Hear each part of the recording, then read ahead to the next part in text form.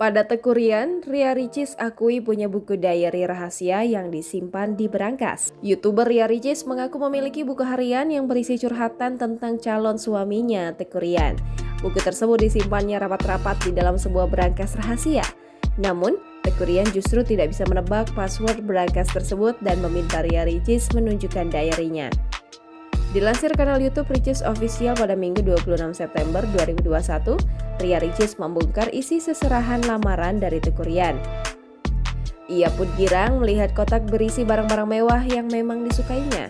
Seserahan tersebut berisi antara lain tas, sepatu, parfum, make up, skincare, dan masih banyak lagi.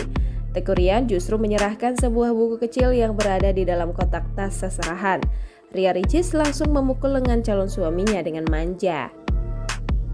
Ia kemudian mengaku memiliki buku harian yang berisi curhatan tentang Teuku Ryan. Adik artis Okky Setiana Dewi itu bahkan terang-terangan menawarkan pada Teuku Ryan untuk melihat. Dengan antusias, pria asal Aceh itu pun meminta Ria Ricis menunjukkan curhatannya. Tak disangka, Teuku Ryan justru membocorkan password berangkas Ria Ricis hingga perkataannya harus disensor. Keduanya pun terpingkal dan justru saling membeberkan password rahasia masing-masing.